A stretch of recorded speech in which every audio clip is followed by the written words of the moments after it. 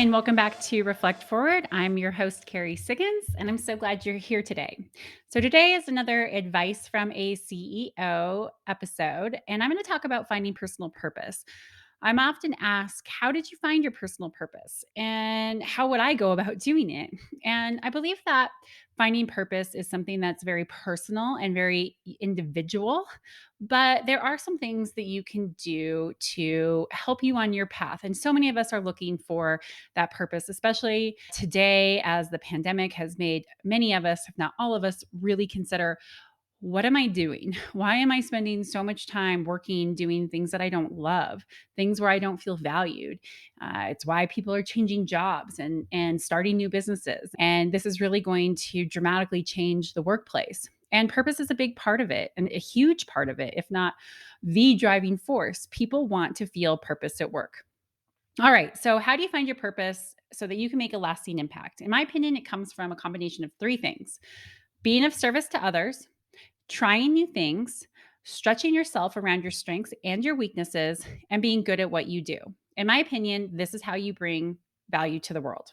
And I love this quote by Cal Newport, who is the author of So Good They Can't Ignore You: Why Skills Trump Passion in the Search for the Work You Love.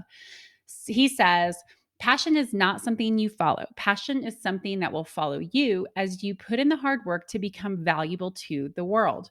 And when you find your passion and when you become valuable to the world, that is how you find your purpose. So while people say, do what you love, turn your passion into your work, this is maybe well intended advice, but it's not necessarily great counsel. So, most highly skilled people are the way they are because of the work that they put into being the very best at what they do.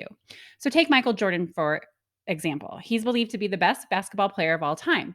Remarkably, though, he was uninterested in sports when he was a kid. He was considered too short by coaches, and he didn't even make the ninth grade basketball team. As a sophomore, he made JV and not varsity. He was embarrassed, but he channeled that embarrassment of his perceived failure into motivation to practice more and better than anyone else. He was the first at the gym and last to leave. He believed that he would get out of the game what he put into it. And because he worked so hard to be good at basketball, it became his passion.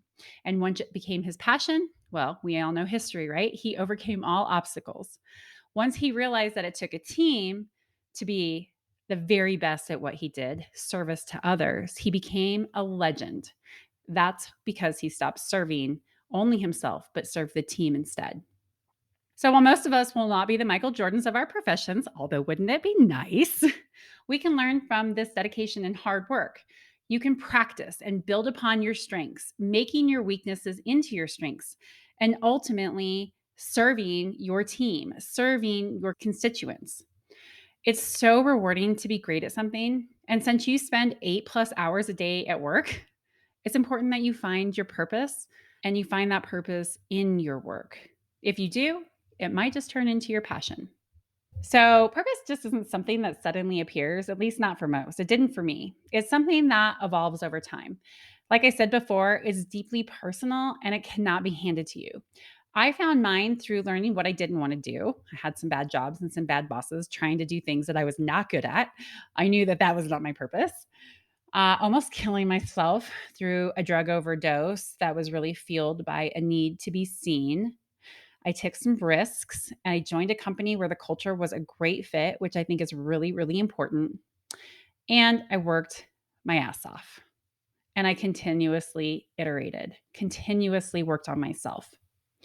Looking back through years of journaling, there's one thread that has always been there: my desire to be an impactful leader and my desire to help other people create more meaningful lives for themselves. This is my purpose. It really is that simple. Now, I've certainly questioned my purpose along the way. I've lost focus along the way, but every time I keep coming back to it. It's what I love to do, whether I'm parenting, whether I'm running a company, advising other companies, writing, podcasting, or giving speeches. And as I've matured, I've realized that I can make an impact through my words and my effort, right? It takes hard work. So I work constantly defining and redefining my message, listening deeply to what people tell me, listening to what people say resonates. And then speaking, writing, and asking questions with this clear purpose and intention. And why do I emphasize clear purpose and intention? Because it's how I am service to others. And I think that's really important. You must serve others to find that deep personal purpose. You have to be tied into something that's so much bigger than yourself. So I shape my thoughts and words to provide the most value possible to those who read and listen. It's how I'm a service to them. The more I practice, the more I improve. The more I improve, the wider my audience becomes, and the more I'm living my purpose. It's this really circular effect, and it builds upon itself. Another aspect to purpose is that I push myself to do hard things, to see what I'm capable of physically, mentally, and spiritually. When I read Viktor Frankl's A Man's Search for Meaning, his philosophy that we find purpose in suffering resonated with me. He said, in some ways, suffering ceases to be suffering the moment it finds meaning. While I'm in no way comparing my journey to those who have suffered the horrors of something like the Holocaust, I too find purpose in suffering because my suffering has meaning. The pain and the hardship of pursuing impact, pushing yourself beyond what you thought possible, ignoring the people who tear you down or who work against you or who don't believe in you, that is how you find purpose. But making an impact has meaning, and suffering further ingrains your purpose. It makes it more real, it makes it more meaningful, at least in my experience. All right, so how do you find your purpose? One, try new things. As I said earlier, I've had crappy jobs that ineffective bosses that taught me much about what I didn't want to do and how I didn't want to lead. These negative experiences were more powerful than positive ones in shaping my purpose. I watched leaders in these companies and analyzed their efforts, styles, and how they ran their organizations. I volunteered, sat on the school board, chaired the local economic development organization, spoke at events, and wrote articles. I tried an engineering job, a sales job, an operations management job. I ran a few ultra marathons, got into and quit CrossFit. I hated mountain biking for years before I fell in love with it. All of these experiences helped shape my purpose. Number two, take some risks. Packing up my life and moving to Durango with no money and no job was risky, even though it was riskier to stay in Austin when I was such a mess. Applying for a job I was grossly underqualified was gutsy, but worth the chance of rejection. Getting on stage in front of thousands of people sharing my deeply personal story took courage. Saying no to opportunities that distracted me felt bold. Would people judge me? To find your purpose, you must take risks, pushing boundaries of what you thought possible, expanding your competency zone. It feels good to do hard things. Doing them will help you find your purpose. Number three, build a tribe. It's hard to find passion and purpose if you don't feel like you belong. There is power in having a tribe, people who believe in you, support you, and push you to become better. I found my purpose through the support of my mother, my teammates, and founders of Stone Age, my board, and my tribe of readers and listeners. Their encouragement and belief in me pushed me to keep going, to expand my capabilities, and to put myself out there. So surround yourself with people like this. Build a culture that is supportive and inclusive and encourages both personal and professional growth. As Brene Brown says, connection gives purpose and meaning to our lives. There is nothing more true than that. Number four, give your best effort. There is a saying that mastery leads to purpose, which I wholeheartedly believe. The more I write, the better I become. The better I become, the more I enjoy doing it. And I create more impactful messages. Making an impact is my purpose. See how it works? Channel your inner Michael Jordan. Practice, practice, practice, and more practice. Look at new tasks and challenges as strength and conditioning exercises. With every task complete and every challenge overcome, you've built your getting good at your job muscles. So give your best effort, analyze your performance, and then practice some more. Remember, mastery will lead to purpose over time. Number five, never stop learning. Hiring a writing coach and speaking coach expanded my knowledge, opened doors for me, and helped me refine my skills. They have taught me so many things. Working with my brilliant board of directors, asking questions, and gleaning insight from their experiences has made me a better CEO. Reading leadership and business books gives me new ideas and shapes my thinking on leadership, culture, and business growth. So, honing your craft and expanding your knowledge, meeting people who teach you new things along the way will really help you expand your worldview and it will pique your curiosity, which allows you to examine and shape your purpose. Finally, number six, do not be afraid to change. As I said above, purpose evolves and may even change as you mature and grow, and that's okay. As you change, your purpose and passions will change. Let them evolve and let go of what no longer feels meaningful and true to you. Like with all things in life, there is no final destination for your purpose in life. Get comfortable with the ebb and flow and embrace the feelings of confusion when you're transitioning to a new stage in life. It's all part of the journey. I'll leave you with one of my favorite Viktor Frankl quotes.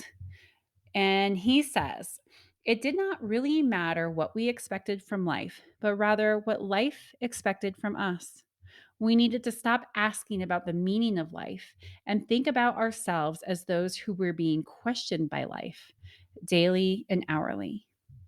Our answer must consist not in talk and meditation, but in right action and right conduct.